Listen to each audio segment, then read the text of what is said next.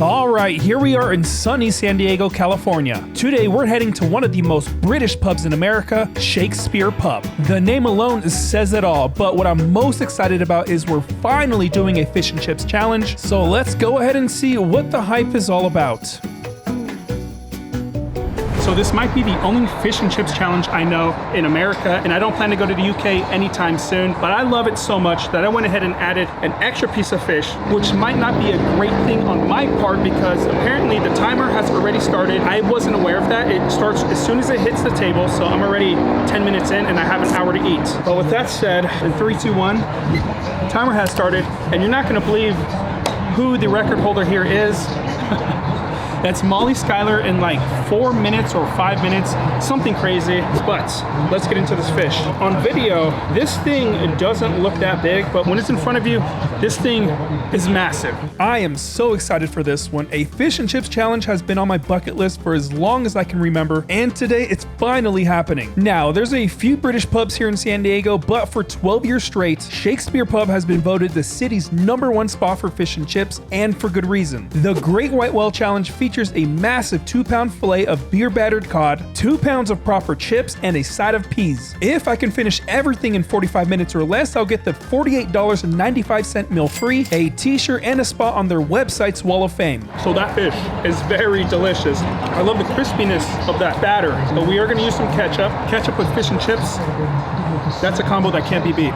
Unless, of course, you're one of those people who doesn't like ketchup. They also serve a side of tartar sauce, which I forgot to mention earlier. Some people swear by that combo with fish, but it's not really my thing since tartar sauce is usually made with chopped pickles and relish. And as you know, I'm not a fan of pickles, and relish is a more of a depends on the situation kind of deal for me. So the fish that I added, I will have to pay for that, and I'm fine with that. The fish alone costs 20 bucks. That's not a part of the challenge.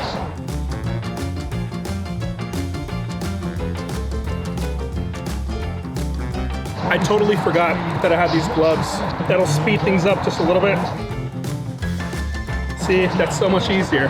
I'm still not used to wearing gloves for challenges, but I've got to admit they make a huge difference. It's nice to not use a lot of napkins every few bites. Now I just need to find a better deal on them because I grabbed a pack of 10 at Walmart for around 8 bucks, and I know there's cheaper options. I'm not cheap by any means, but I am a proud bargain shopper.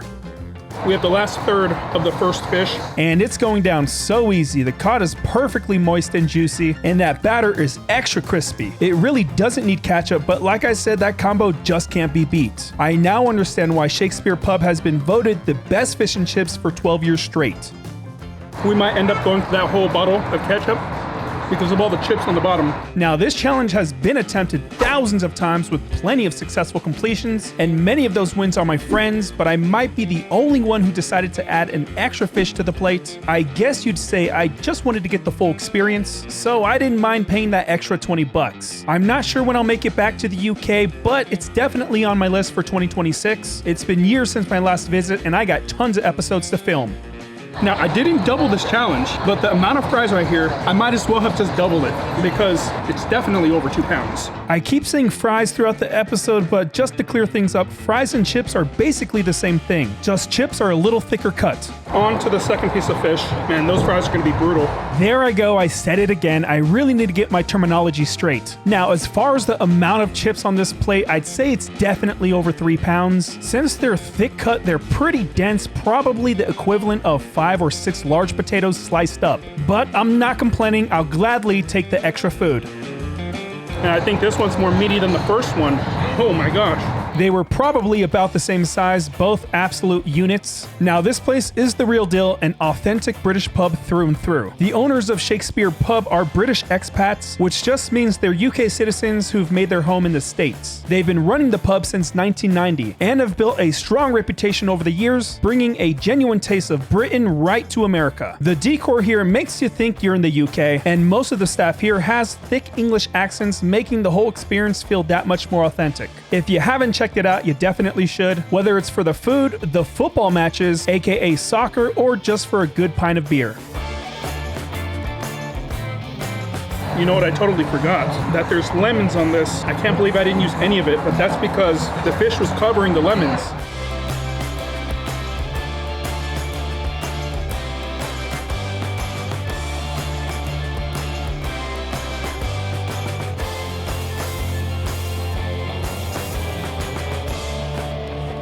I pretty much used this whole bottle of ketchup. I should start bringing my own. Before we get into this last fish, let's go ahead and knock some of these chips out. Ooh, those are thick.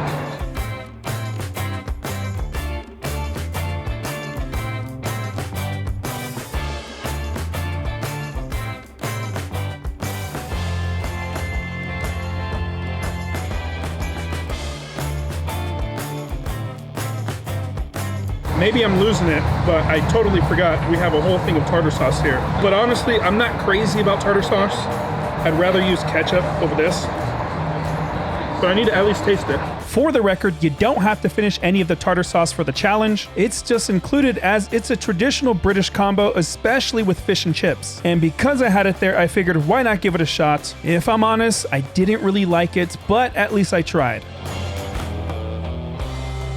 I don't know if this is a UK thing, but there is no salt on the fries, which is fine. I think I got my salt intake at the pizza challenge in Las Vegas. And I'm still feeling it a few days later. But about the chips or fries, I actually prefer them with less salt. I personally like to season them myself to taste, so having saltless chips is perfectly fine by me, and the lemons they include add a touch of flavor and it especially goes well with the fish. Honestly, it's going to be tough to top the taste of this challenge on my current trip, since this is the one I was looking forward to doing the most.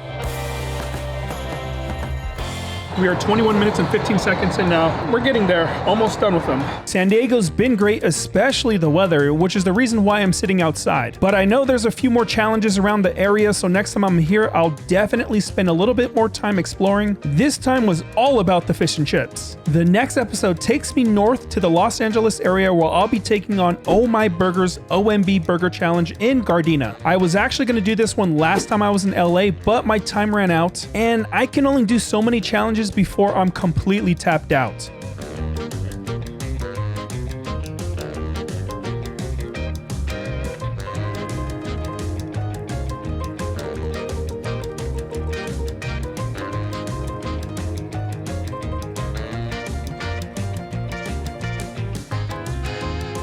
We're pretty much done with the fries, and I gotta say, this is a very great tasting challenge.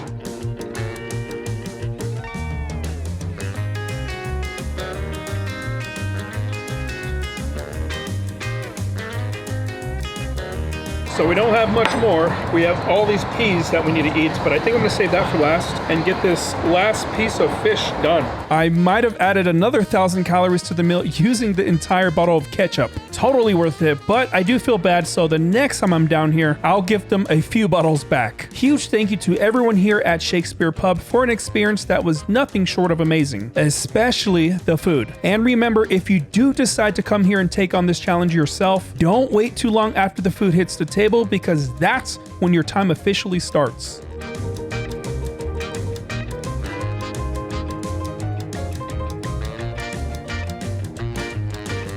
This is the last of the fish. It's just the batter, which is so crispy and delicious. Now, did you hear that crunch? That's pure food ASMR right there. I'd take that sound any day over people swallowing on camera. I guess to each their own. I personally, I can't do it. 33 minutes and 45 seconds in now to health. And finally, we're down to the last item, the peas. No complaints here. I actually love having some veggies with the challenge. Now let's see what kind of time we can put up to finish the Great White Whale Challenge.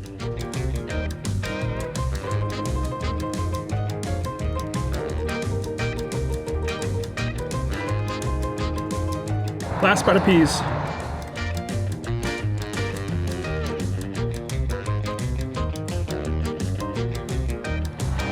Time stops in 36 minutes and 6 seconds. Okay. I'm like 90% sure that was more than 2 pounds of chips. That was a good amount of food. Fantastic challenge, but I gotta say, my favorite part about it was obviously going to be the fish. The fish was just so crispy and juicy on the inside, especially when you put the lemon on top of there, just perfection. Ladies and gentlemen, just a quick update on Nathan. Nathan finished it. So Nathan, you get a t-shirt and you're meal free. You are paying for the extra piece of fish. So they did count my win, and the reason why I'm explaining this, but I gotta put this camera's way too heavy, hold on. Remember when I said that they started the challenge as soon as the food hit the table? Well, if I finished in 36 minutes and 6 seconds, that means I finished in 46 minutes and 6 seconds, and that would pretty much mean I failed. But because I didn't know about that rule until after the challenge started, they let me slide on that one. So my official time is 36 minutes and 6 seconds. It was in the back of my mind towards the end, and I was getting kind of worried, but we got the win. And as I've stated about 1 billion times in this video, fantastic challenge. And it definitely goes on the top of my list for the best tasting challenges that I've done. Now, I did receive a t-shirt, got the meal free, and another win in San Diego. Thank you all for the support. It means the world, and I'll see you in the next video.